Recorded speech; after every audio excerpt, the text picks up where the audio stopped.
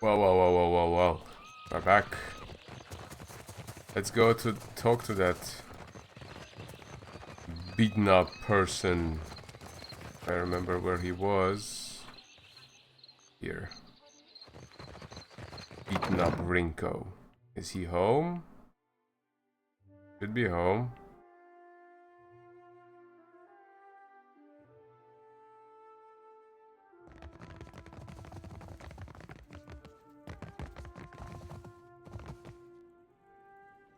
Most days I'd fire up the kettle for you or something.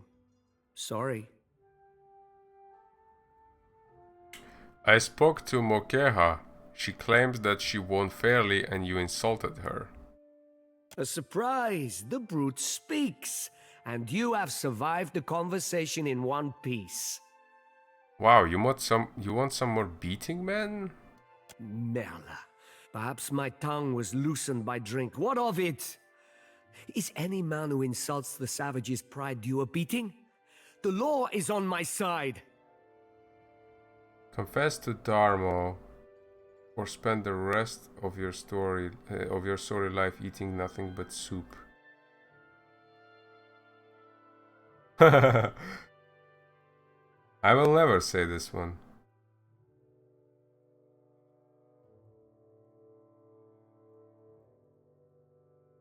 It might help if you didn't call them savages. Confess to Dharma, or spend the rest of your life eating nothing but soup.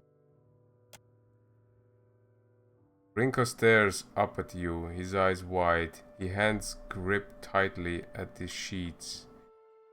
Alot flashes a quick, pleased glance. It is not enough that she has ruined me. Now you threaten me in my Yes! home. Please, for the sake of my son, I will tell the guards the truth. I swear it. You better. I must hope that Clario's dogs will be more merciful than you. Shut the hell up, man. You're disgusting. And pathetic.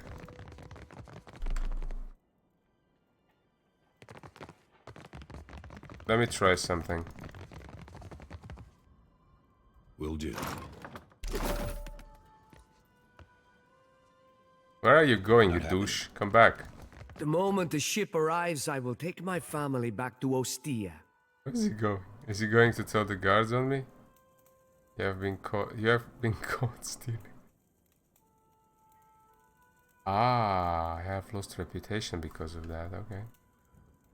Anyway, I had to find out what happens if I steal money. Or items. So basically that purse is on me now? I didn't give him the money back, right? I guess. Maybe you can open the purse and check what's inside. Wait a minute, what the hell? Hey. Why did you get up? Hold on a second. Hold on a second.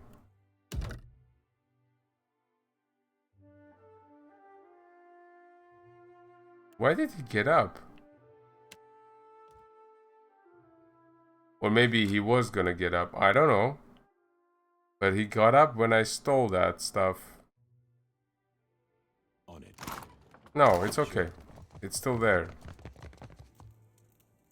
The moment the ship arrives, I will take my family back to Ostia. Yeah, get the hell out of this place.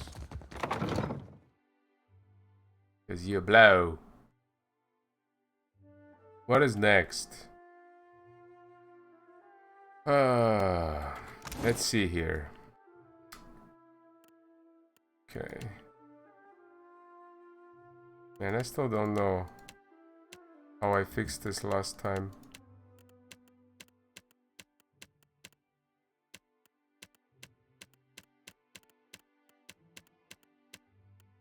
Oh, like this. Okay.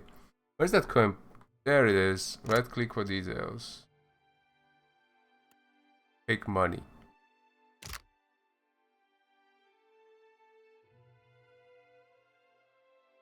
Rinko's earring. Wow, it's pretty expensive. Okay. He really don't deserve that money. Oh, this thing has a plus on it, so this is enchantable. Okay. Water clothing. Why do you have this stuff on you? Maybe it's because it doesn't fit in the inventory or something anymore. Alright. Okay. Let us see. No tasks. Branded. Return to the beach. The veins of Eora. Reach the city of Neketaka. Yes. So this is basically the only thing we have left to do. Is to go back to the beach. Free the ship. Pull it out. On foot. Leave. And then sail away from this place. Because this place is pretty much done.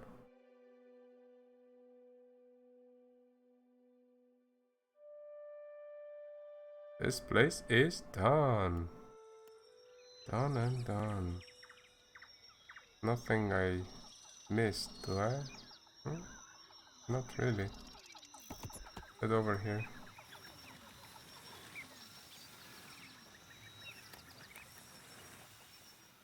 I wonder if it's possible to meet, like to get ambushed while traveling like that by someone.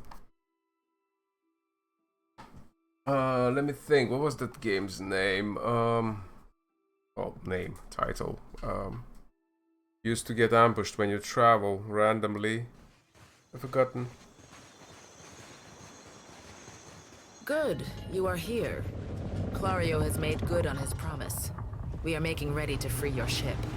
Ikawa gestures towards your vessel, where a motley group of Huana and Valian workers race to and fro.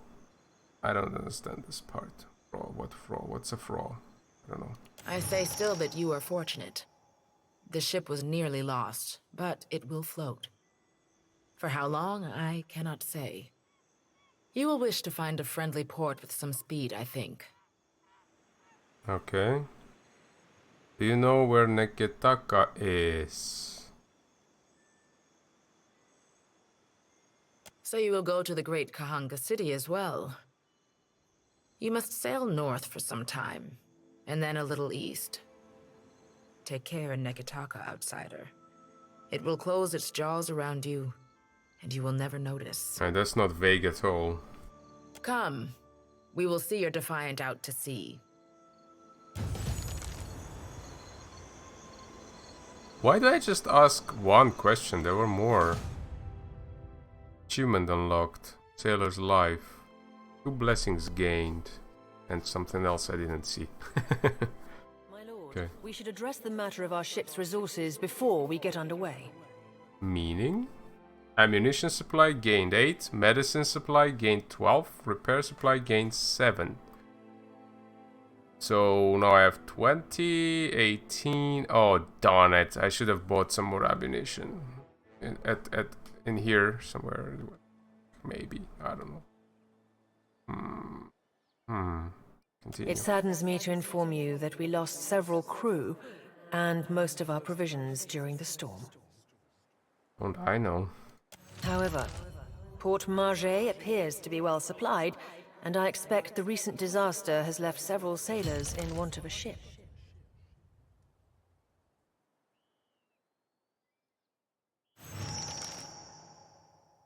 Okay.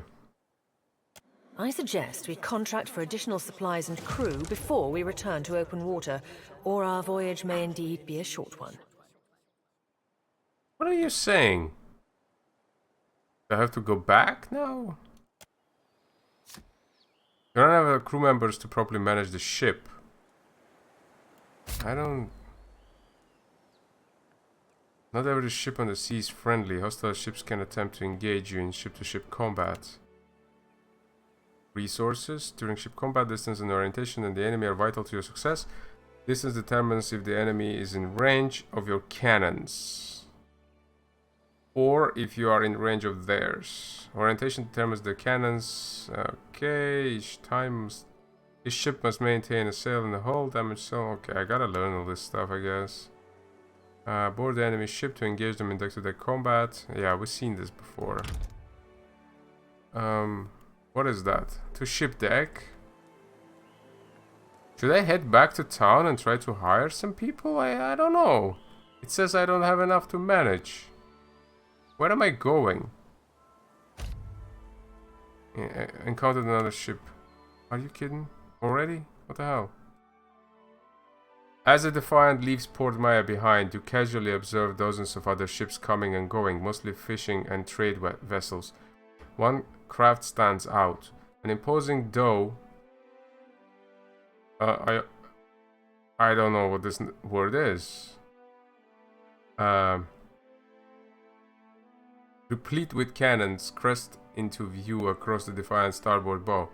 The flag raises high atop of its sails, signifies a wish to parley. However, the dhow approaches at an aggressive speed, suggesting that it may not be easily turned away.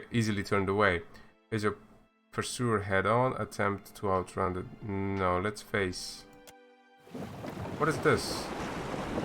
Oh, come on. You spin the ship wheel counterclockwise. The ship swings round quickly, disturbing a gull resting on the foremast. The bird voids a white splotch on the deck as a sign of his disapproval. Uh-oh. You even out the wheel and bear straight towards the dhow. The distance closes quickly as soon as massive hull rolls on the waves beside your ship. Boarding planks emerge and you quickly cast onto your ship along with shouts from your crew notifying that their captain will be boarding. Uh-oh. We are being attacked. Several well-armed men cross the planks, their eyes watching every inch of your ship. The crowd, hearts open to make way for their captain, a tall, well-dressed man. He peers at you with one impeccably groomed eyebrow raised. Following behind the captain on a stark contrast strides an unkempt Orlan. What is that? A pair of pistol grips protrude from his belt, and he casually twirls a stocky firearm round his index finger. His shaggy face, framed by long cobbled blue hair and wildly braided cerulean beard, makes the crooked smirk he directs at you seems almost sinister. Are we going to fight now, or just have another discussion here? If they wanted to talk, they didn't have to board the ship, do they? Or are they trying to rob us or something?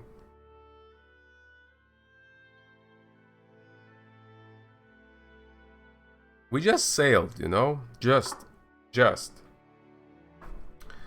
And this happens. Ador, Water of Cadnor. On behalf of the Principe Sen Patrina, I must request we meet in parley. Who the hell are you anyway? The broad-shouldered captain tilts his chin in greeting. When he smiles, his left cheek devotes a shallow dimple. You couldn't have asked before you boarded my ship uninvited? Eccosi. It has been some time since I last asked another's permission. He flourishes a courtly bow. I have heard some marvelous tales regarding your ventures in the Deerwood. Oh, have you now? In fact, you are the first dragon slayer I have ever met, outside of a grave. Some fools would seek to make a fortune by pilfering from one such as you. He's done his research. Might as well hear him out. Under the captain's ward, you hear a faint but insistent buzzing. It looms, overwhelming Parenta's voice, drowning out all else around you. No one else seems to notice. A vision. Thunder cracks between your eyes, and you glimpse a different sun-shot sea behind your eyes. Let the vision come. The visions streak across your mind's eye, fleeting and incoherent.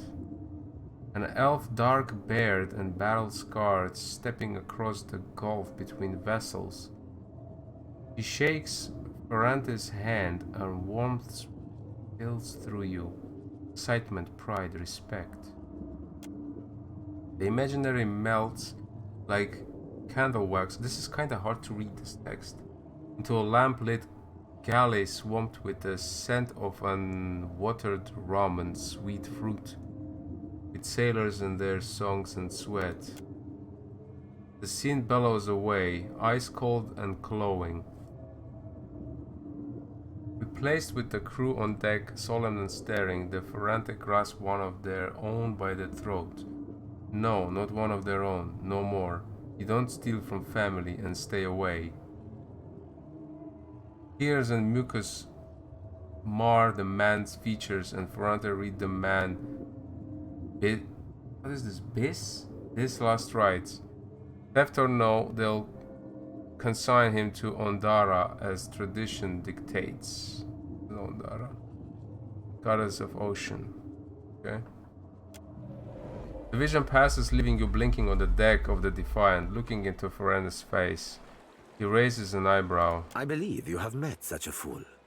Captain Benweth of the Drake. Despite the gravity of his words, he smiles grandly, and a dimple cuts deeper into his left cheek. I know the cipher handiwork when I feel it.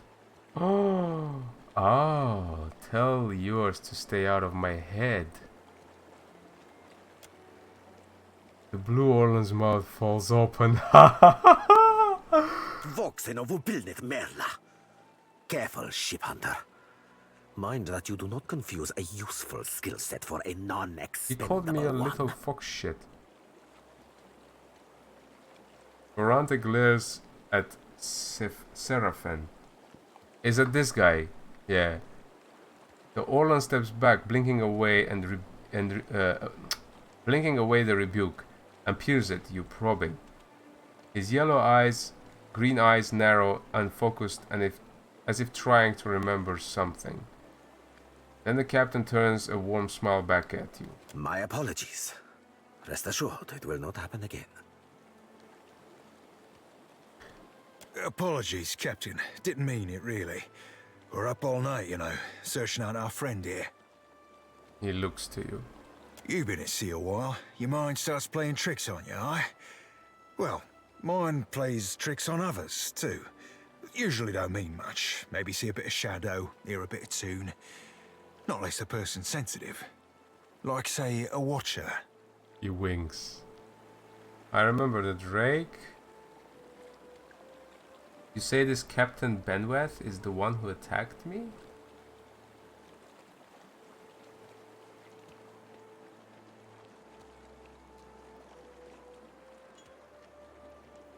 And the flurry little companion happens to be... you say this Captain Benweth is the one who attacked me? The short-sighted scoundrel has been wreaking havoc in the area for months. He is no son of Velia. I do not fault his ancestry, but he disregards too much the grand heritage we Principi represent. Benweth is the second most selfish captain within the Principi's newest generation. He risks all that we value. If Benweth is the second most selfish captain, who is the first? He pinches... He pinches at his lips, eyes narrowing thoroughly, but you can see that he is biting back a mischievous grin.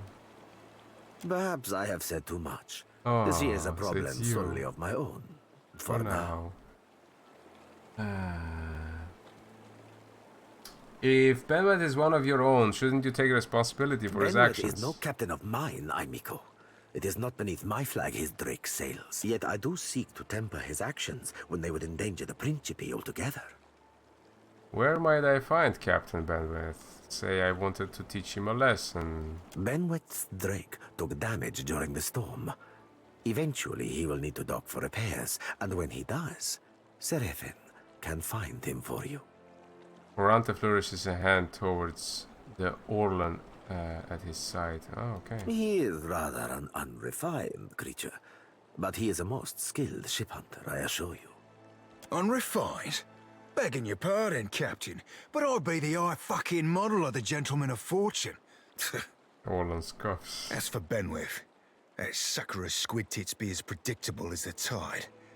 I'd wager all my furriest bits that he'd set sail for Deadlight. Okay, so we already know where he is then.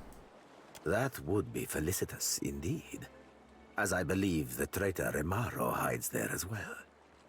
I quite enjoy killing two men with a single bullet. That is nothing to enjoy. Wouldn't have even thought of it if you hadn't brought it up, sir. Sick puppy. Yet you feel a surge of anger. It's not your own. Seraphin spins towards you and bows again. Now, I ain't hardly in any hurry to leave the fine company of the gentlemen of leisure. But the captain be right about me finding your mark. Adding to that, you sail into Fort Deadlight not knowing your innies from your outies, you might very well find the locals cannon fucking your boat to sodden splinters. He grins broadly.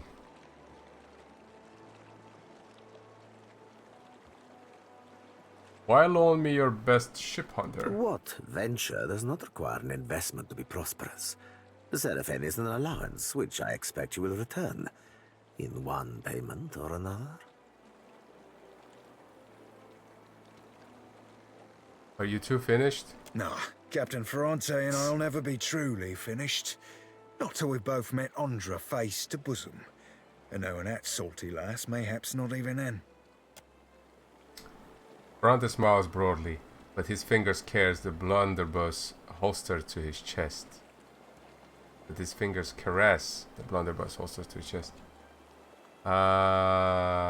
Welcome aboard, Seraphin. You have embedded the spy in my ranch. Oh, you won't be regretting this, Watcher. At least so long as you keep us heavy in grog and light on the onions. Ugh, them dirty shit apples ain't never agreed with me, and I'll be suspecting they never will. You don't like onions? Suck. They're very healthy and good. He pats his belly as he strides to your side. He's not sleeping near my berth, I promise you that much. Exactly where he's sleeping. I sail now for Dunwich, my own safe port. I will await you there, should you be successful in schooling our wayward captain. Alright. Cypher Barbarian Witch. Okay, so I have actually gotten another companion. Damn it, I want a friggin' rogue! What's going on here? Maybe I should have picked multi-class. Oh, Cypher it is. Cypher it is. Alright. Okay. Why did you have to board me for all this talk? You couldn't talk before? Is it some kind of intimidation tactic? What the hell? Oh, I have locations here. Can I sail over here? Which one is closest? How do I even know? Oh, I can't just sail across. What is Dunwich? This way. Hold on. Abandoned village. Let's stop here. How do I... What? Oh. Okay.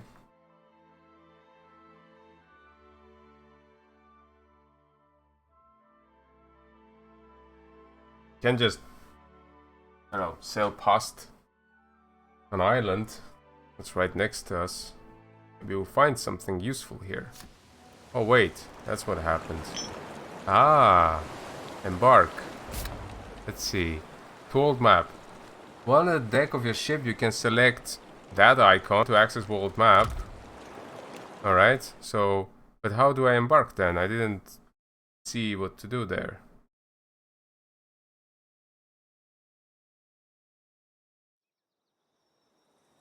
What the hell? Oh, what? Oh, how do I do that?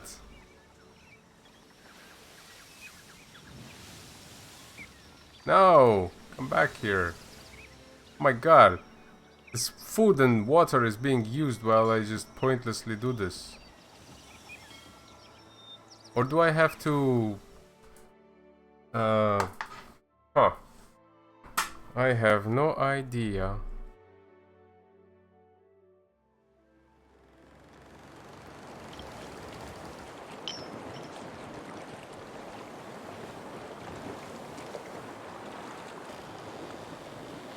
What the hell? Where are all my companions? No one is available. And I also have leveled, apparently. I don't know how to sail onto that island and, you know, embark or whatever.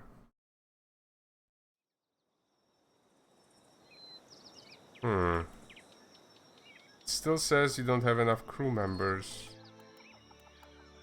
Or maybe you have to pick from here. No, stop.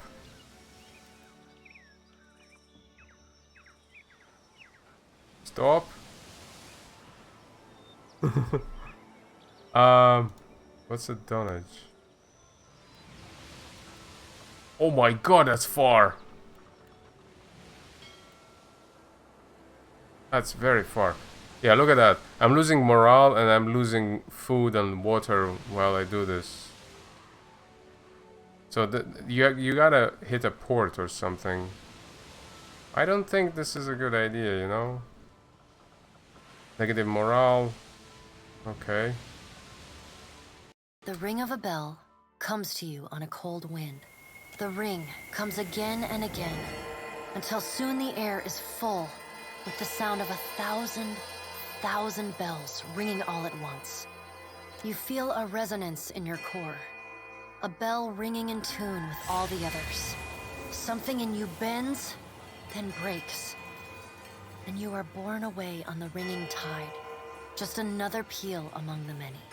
The tide of bells recedes. You lever yourself up onto your knees and realize you have been here before. You stand in Bareth's realm. Uh-oh. You are alone. And then you are not.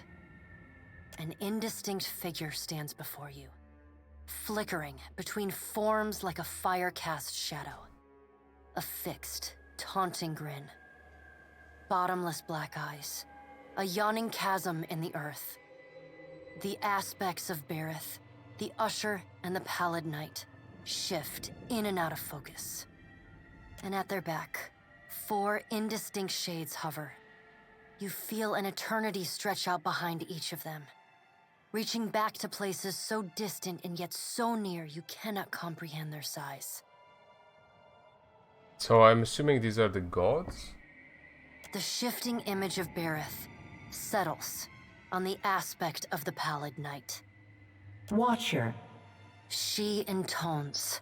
Her voice is the discordant clangor of gongs struck out of time. I tasked you to discover Aethys's intentions. Tell me what you have learned. Uh-oh.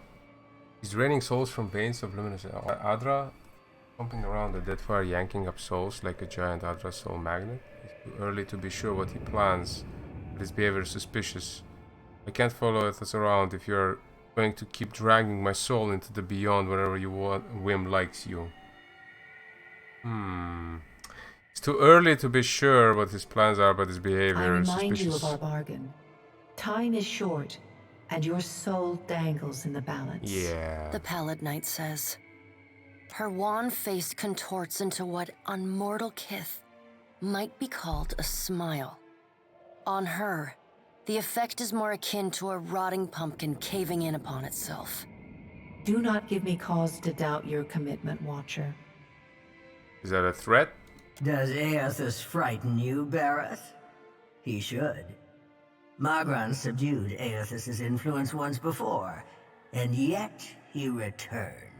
From out of Wodika's shadow shuffles a hunched, bald man you recognize as the God Scan. His skin is mapped with swollen lash scars, and breath whistles through the ragged hole in his face where his nose once was. He does not speak, but stares up at Wodika, with naked loathing plain on his ruined face. Wodika steeples her long, knob-jointed fingers. We must annihilate Aethys now, before he makes a rash decision we cannot easily annul. She casts a sly look at the pallid night from the corner of her eyes. A moon would do the job nicely. Wodika says, and grins. If you think that's an appropriate, solution, I won't stand in your way. Given her relationship with the moon, I doubt Toto would approve of that plan. You would destroy Aura for what? Spite? Wodika stares at you down her long nose. I would destroy it all in the blink of your wide eye if I believed it would benefit me. Empires can be rebuilt. Souls can be reforged. Do not forget it. The figure beside the aspect of Berith flows forward in a swirling cloud of ash. Is it this one? The ash falls to the tiles and reveals a molten-skinned woman, leaning on a monstrous, wicked-edged broadsword. Magran's glowing lips curl in disdain. We must find a solution to the problem of Aethys that is neither do nothing, nor destroy the world. I acted in haste during the Saints' War. You will not goad me into doing the same now. To move against him while his plans are unknown would be the height of foolishness. We must find wisdom in precaution. Magran says. Sure, good idea. Can I go now? What kind of precautions do you suggest? Magran looks at you as one might a wayward gob of spit on one's shoe. Oh god. It is no business of yours what the gods decide. Then what the fuck do you call me here for? Go do it yourself. Bunch of douchebags. Another of the silent figures steps forward, and the warm, golden light of a summer's afternoon spills across your face. Let's all take a deep, calming breath. Perhaps cooler heads will prevail. Behind Helia's words, you hear the soft coo of doves. Oh, the voice of reason finally arrived. Aethys has been separated from us for too long. Isn't it possible he intends only to gather enough souls to reclaim his realm in the beyond? He should be welcomed. You look up then into avian eyes. Through them, you see clouds of starlings converge and divide. Alright, I'm not gonna say anything. Scan shuffles forward. Yes, yes. We should welcome Aethys' return to the fold. His gratitude we can leverage to cajole him into divulging his plot. Then, when he believes himself to be in our good graces, we do as Wodika suggests, and crush him into the earth. I